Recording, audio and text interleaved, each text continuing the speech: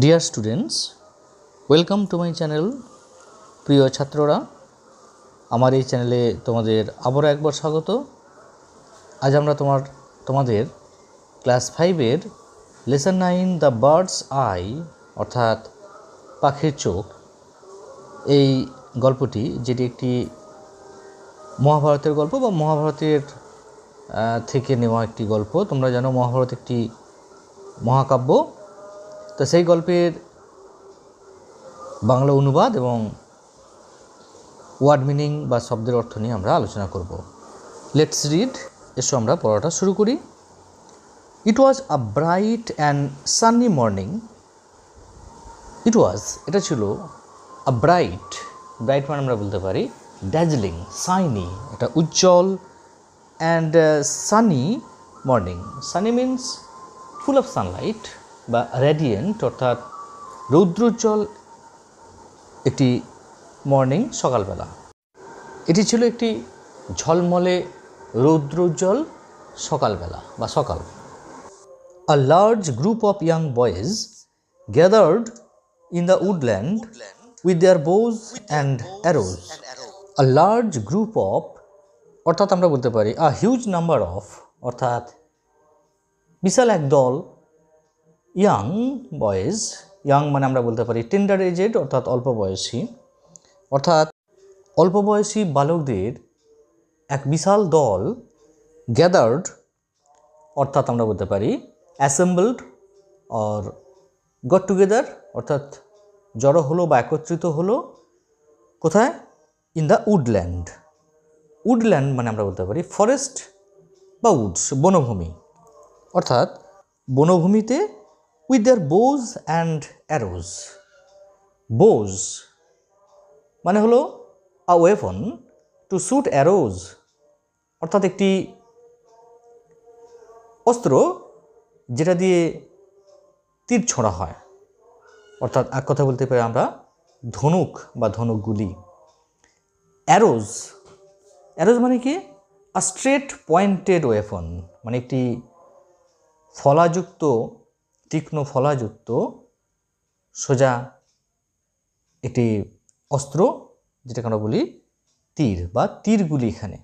তাহলে আমরা বলতে পারি যে বালকদের একটি বিশাল বা বড় দল তীর ধনুক নিয়ে বনভূমিতে বা অরণ্যে জড়ো হয়েছিল। But they were not just ordinary boys. কিন্তু দে ওয়ার নট, তারা ছিল না জাস্ট, কেবলমাত্র, অনলি অর্ডিনারি বয়েজ। অর্ডিনারি মানে আমরা বলতে পারি কমন বা নর্মাল, সাধারণ, ঠিক আছে? অর্থাৎ কিন্তু তারা সাধারণ বালক ছিল না। They were the 5 Pandavas and the 100 Kauravas. তারা ছিল পঞ্চপাণ্ডব বা 5 জন পাণ্ডব এবং 100 কৌরব। মহাভারতে পাণ্ডু এবং কুন্তির পুত্র ছিল এই পাণ্ডবরা, পঞ্চপাণ্ডব। এবং কুরুবংশের রাজা ছিলেন ধৃতরাষ্ট্র, অন্ধ, এবং গান্ধারীর পুত্র ছিল এই 100 জন কৌরব ভাইরা। The 5 Pandava brothers and 100 Kaurava brothers war cousins. অর্থাৎ এই পঞ্চপাণ্ডব ভাইয়েরা এবং 100 কৌরব ভাইয়েরা, এরা ছিল কাজিনস। অর্থাৎ আমরা বলতে পারি কাজিনস মানে কি বলা যায়? The child of one's paternal uncle, অর্থাৎ যেটাকে আমরা বলি এক কথায় খুড়তুতো ভাই, অর্থাৎ বাবার ভাইয়ের সন্তান, তাদের সঙ্গে যে সম্পর্ক সেটাকে বলা হয় খুড়তুতো ভাই। But a fierce rivalry between them began to grow even when they were only children. But কিন্তু আ ফিয়ার্স মানে আমরা বলতে পারি ইম্পেটুয়াস অর ফেরোসাস, হিনাস, অর্থাৎ ভয়ঙ্কর একটা রাইভালরি, অর্থাৎ কনফ্লিক্ট বা এনমিটি, অপোজিশন, প্রতিদ্বন্দ্বিতা। বিটুইন দেম তাদের মধ্যে, বিগ্যান স্টার্টেড শুরু হয়েছিল, টু গ্রো অ্যারাইজ বা আমরা বলতে পারি ইনক্রিজ, অর্থাৎ বেড়ে উঠলো বা জন্মালো। ইভেন এমনকি when they were only children, অর্থাৎ যখন তারা মিয়ারলি চিলড্রেন অর্থাৎ কেবলমাত্র শিশু, অর্থাৎ আমরা বলতে পারি কিন্তু তাদের মধ্যে এক ভয়ঙ্কর প্রতিদ্বন্দ্বিতা জন্মানো শুরু করেছিল যখন তারা নিতান্তই শিশু। The royal children learned the skills of using weapons from Dronacharya. The royal children, royal মানে আমরা এখানে বলতে পারি কিংলি অর ডাইনেস্টিক, অর্থাৎ রাজকীয় বা রাজ পরিবারের চিলড্রেন শিশুরা, লার্নড অর্থাৎ আমরা এখানে বলতে পারি এক্সারসাইজড অর প্রিপেয়ার্ড, শিখেছিল দ্য স্কিলস অর্থাৎ প্রফিসিয়েন্সি দক্ষতা বা এফিসিয়েন্সি কুশলতা, অফ ইউজিং ওয়েপন্স অর্থাৎ ওয়েপন্স মানে আমরা বলতে পারি আর্মামেন্টস বা আর্মস অস্ত্র, এগুলো ব্যবহার তারা শিখেছিল ফ্রম দ্রোণাচার্য, অর্থাৎ দ্রোণাচার্য হচ্ছে মহাভারতের একটি ক্যারেক্টার, যিনি ছিলেন পাণ্ডব এবং কৌরবদের শিক্ষাগুরু, ঠিক আছে, বা অস্ত্রগুরু।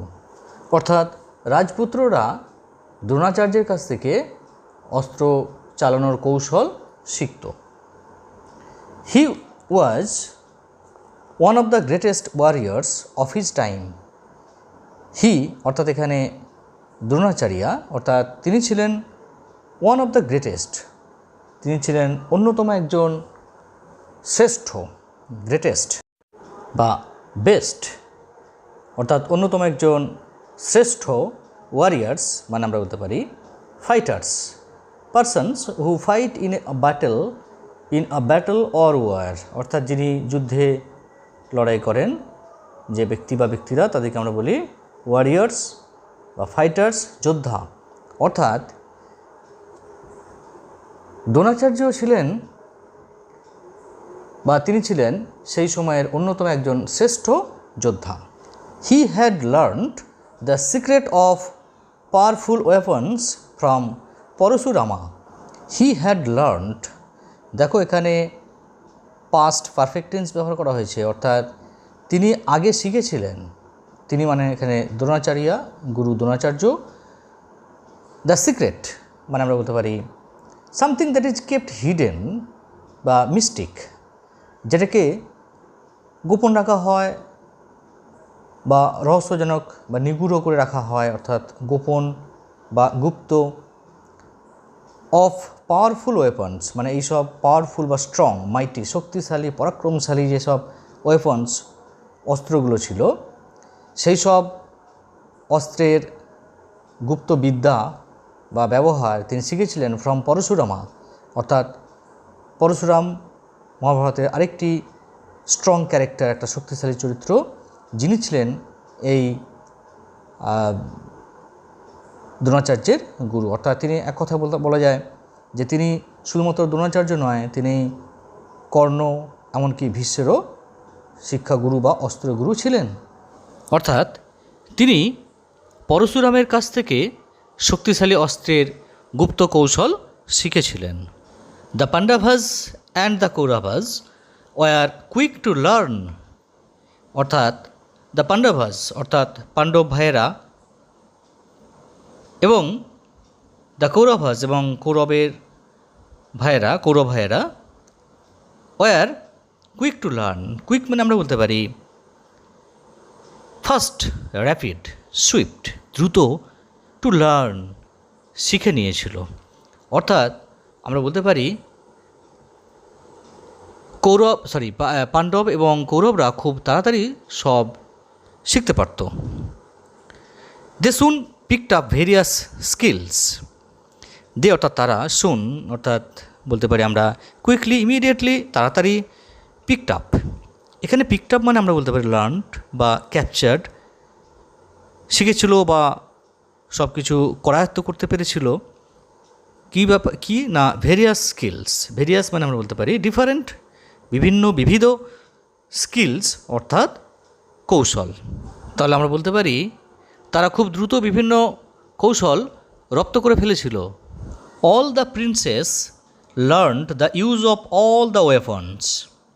all the princes অর্থাৎ সমস্ত প্রিন্সেস মানে আমরা বলতে পারি রাজকুমাররা বা রাজপুত্ররা লার্ন শিখে নিয়েছিল the use of all the weapons অর্থাৎ সমস্ত ওয়েপন্স বা অস্ত্রের ব্যবহার।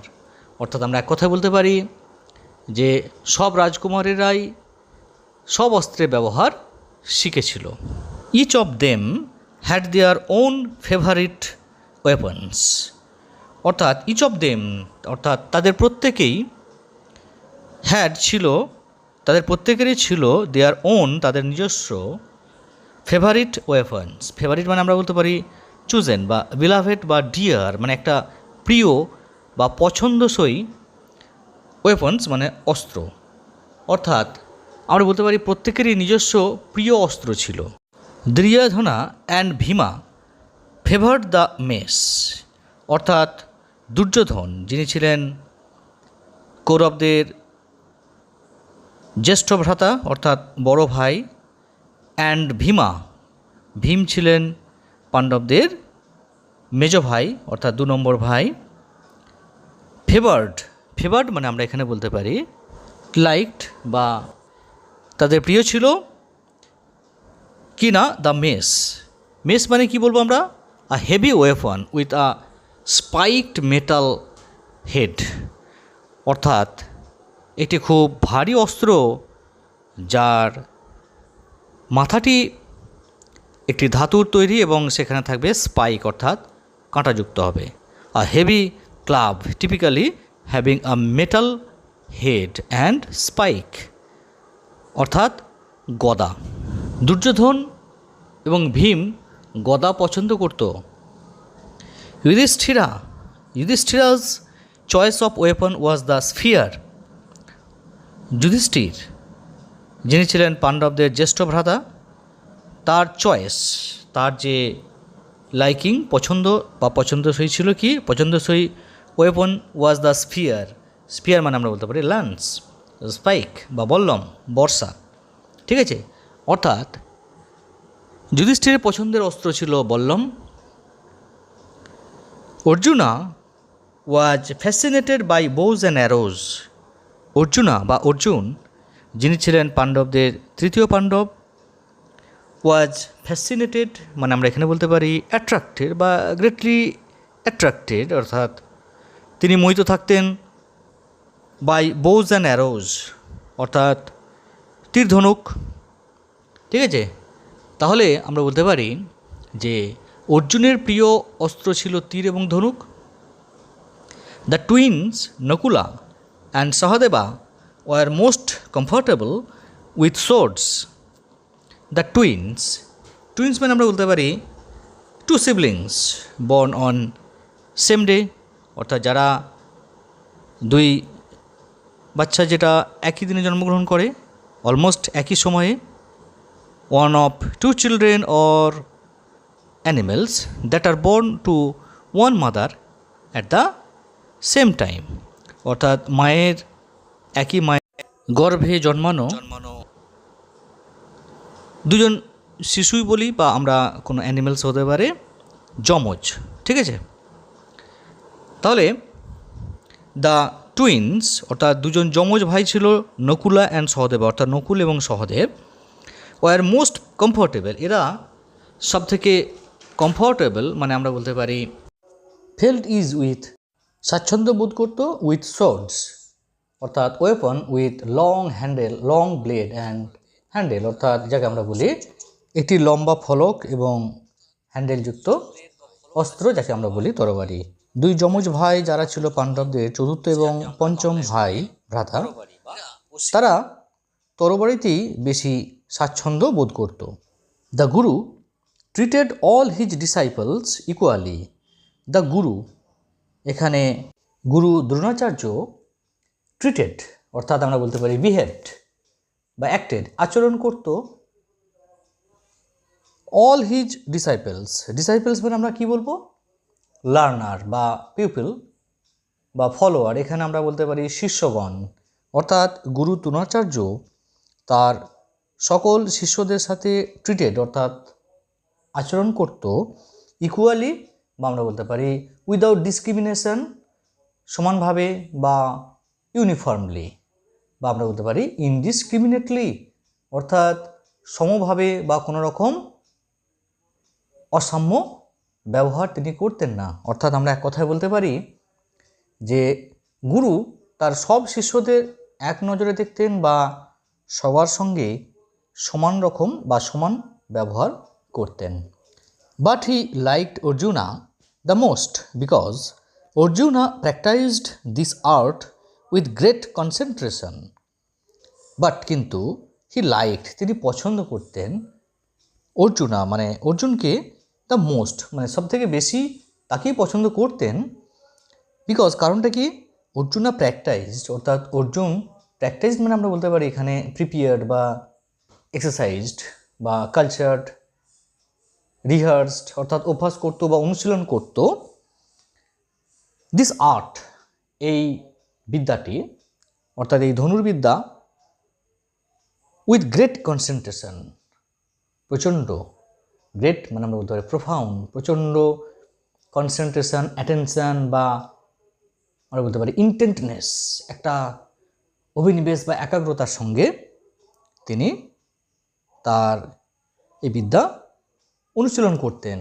অর্থাৎ আমরা বলতে পারি কিন্তু তিনি অর্জুনকে সবচেয়ে বেশি পছন্দ করতেন কারণ রণকৌশলটি বা এই বিদ্যাটি অর্জুন অত্যন্ত মনোযোগের সঙ্গে অভ্যাস করতেন।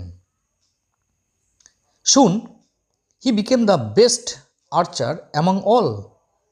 Soon অর্থাৎ very quickly he became তিনি হয়ে উঠলেন the best সবথেকে ভালো আর্চার মানে আমরা বলতে পারি a person who shoots arrows with a bow অর্থাৎ যিনি ধনুকের সাহায্যে তীর নিক্ষেপ করেন বা one who is skilled in using bow and arrow অর্থাৎ যিনি এই তীর ধনুক ব্যবহারে সিদ্ধহস্ত দক্ষ, এরকম ব্যক্তিকে আমরা বলি আর্চার বা তীরন্দাজ। অর্থাৎ শীঘ্রই সে অর্থাৎ অর্জুন সর্বশ্রেষ্ঠ তীরন্দাজ হয়ে উঠল। Duryodhana and his brother Dushasana did not like this at all অর্থাৎ দুর্যোধন এবং তার ভাই Dushasan did not like this তাদের কিন্তু এটা খুব একটা পছন্দ হলো না। অ্যাট অল মানে আমরা বলতে পারি আদৌ, অর্থাৎ আমরা বলতে পারি যে দুর্যোধন এবং তার ভাই দুঃশাসন এটা একেবারেই পছন্দ করতো না। Silently a feeling of dislike grew in their hearts towards the Pandavas. Silently অর্থাৎ নয়েজলেসলি, নীরবে, অর্থাৎ আমরা বলতে পারি ইনওয়ার্ডলি, ভিতরে ভিতরে আ ফিলিং অফ ডিসলাইক একটি আমরা বলতে পারি যে ডিসলাইক মানে আমরা বলতে পারি একটা ডিসটেস্ট বা একটা ডিসফেভার বা অ্যানিমোসিটি, একটা অপছন্দের একটা ফিলিংস বা অনুভূতি। গ্রিউ অর্থাৎ অ্যারোজ বা আমরা বলতে পারি কজড জন্মালো টুয়ার্ডস ইন দেয়ার হার্টস তাদের মনে, মাইন্ড বা আমরা বলতে পারি হৃদয় বা মনে, টুয়ার্ডস দ্য পাণ্ডবাস অর্থাৎ পাণ্ডবদের প্রতি।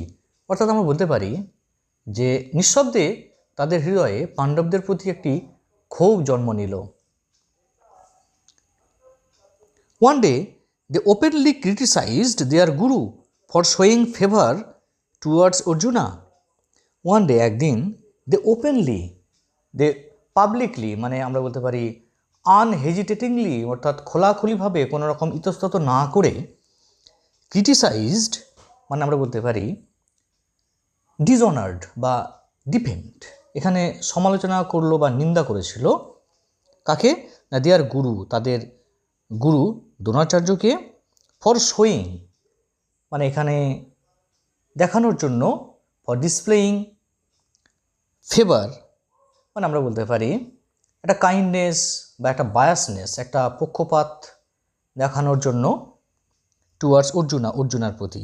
অর্থাৎ আমরা বলতে পারি যে একদিন তারা সর্বসমক্ষে তাদের গুরুর সমালোচনা করলো যে তিনি অর্জুনের প্রতি পক্ষপাতিত্ব করছেন বা করেন। They told him that they were not any less skillful in archery, অর্থাৎ দে টোল্ড হিম, তারা তাকে বললেন, তাকে মানে এখানে গুরু দ্রোণাচার্যকে বললেন দ্যাট যে they were not any less skilful, যে তারা কোনো রকম লেস মানে এখানে আমরা বলতে পারি যে কম, অর্থাৎ they are not inferior to Arjuna, বা আমরা বলতে পারি they are not shorter in skill, অর্থাৎ তারা স্কিলফুল বা আমরা যেটাকে বলি এফিসিয়েন্ট বা এক্সপার্ট বা দক্ষ, তার এই দক্ষতার দিক থেকে তারা ইন আর্চারি, অর্থাৎ হচ্ছে এই আর্চারি যে বিদ্যাটা, অর্থাৎ দ্য অ্যাক্ট বা the art of shooting with বো অ্যান্ড অ্যারো, অর্থাৎ তীর ধনুকের যে বিদ্যা, অর্থাৎ তীরন্দাজি, এই বিদ্যাটায় বা বিদ্যার এই দক্ষতায় তারা কিন্তু খুব একটা তার থেকে অর্জুনের থেকে পিছিয়ে নেই। ঠিক আছে, অর্থাৎ আমরা বলতে পারি যে তারা তাঁকে অর্থাৎ গুরু দ্রোণাচার্যকে বললেন যে তারা ধনুর্বিদ্যায় মোটেই কম পারদর্শী নয়। As a reply to their criticism, Dronacharya arranged for a test to pick out the best archer among them, অর্থাৎ as a reply to their criticism, as a reply মানে আমরা এখানে বলতে পারি অ্যাজ এ রেসপন্স বা রিয়াকশন, তাদের জবাবে বা প্রত্যুত্তরে, টু দেয়ার ক্রিটিসিজম, তাদের যে ক্রিটিসিজম বা তাদের যে একটা এক্সপ্রেশন অফ ডিসঅ্যাপ্রুভাল বা আমরা বলি কন্ডেমনেশন বা আমরা যেটাকে বলছি সমালোচনা বা নিন্দা, এটার জবাবে Dronacharya arranged for a test, তিনি অ্যারেঞ্জড ফর মানে আমরা বলতে পারি অর্গানাইজড, তিনি আয়োজন করলেন আ টেস্ট মানে একটি ট্রায়াল বা পরীক্ষার, টু পিক আউট, কেন করলেন না, টু পিক আউট মানে টু চুজ বা আমরা বলতে পারি distinguished someone from a group, অর্থাৎ সেখান থেকে একজনকে বেছে নেওয়ার জন্য, দ্য বেস্ট আর্চার, অর্থাৎ কে যে বেস্ট আর্চার, সব থেকে সর্বশ্রেষ্ঠ ধনুর্বিদ, এবং দেম তাদের মধ্য থেকে, অর্থাৎ আমরা একথা বলতে পারি যে তাদের সমালোচনার উত্তরে বা উত্তরস্বরূপ বা উত্তরের দ্রোণাচার্য শ্রেষ্ঠ তীরন্দাজ বাছার পরীক্ষার আয়োজন করলেন। On that particular day, Guru Dronacharya asked the students to gather by the woodland near his ashram. On that particular day, অর্থাৎ সেই পার্টিকুলার মানে আমরা অন দ্যাট গিভেন ডে বা অন দ্যাট সার্টেন ডে, অর্থাৎ সেই বিশেষ বা নির্দিষ্ট দিনে গুরু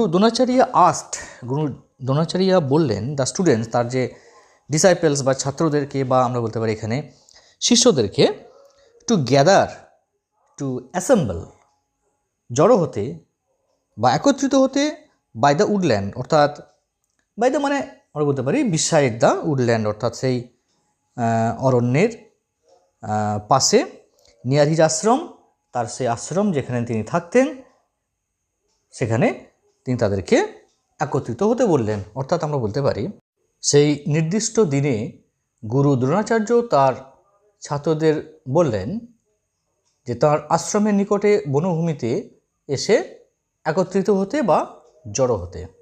he had placed a wooden bird with a prominently painted I on one of the trees. He had placed মানে আমরা এখানে বলতে পারি কেপ্ট বা পুট, তিনি রেখেছিলেন কি না উডেন বার্ড, একটি উডেন বার্ড মানে আমরা বলতে পারি bird which was made of wood, অর্থাৎ কাঠের তৈরি একটি পাখি, উইথ আ প্রমিনেন্টলি মানে আমরা বলতে পারি নোটেবলি বা নোটিসিয়েবলি, অর্থাৎ স্পষ্টভাবে পেইন্টেড মানে আমরা বলতে পারি ড্রন বা কালার্ড, আঁকা বা রং করা, আই মানে যার চোখটা স্পষ্টভাবে রং করা আছে, on one of the trees অন্যতম একটি গাছের মধ্যে। অর্থাৎ আমরা বলতে পারি বনভূমিতে অনেক গাছের মধ্যে একটি গাছে তিনি এটি কাঠের পাখিকে রাখলেন, যার চোখটি ছিল খুব সুস্পষ্টভাবে আঁকা। Students, that's for the day for part 1. Thank you, thanks for watching.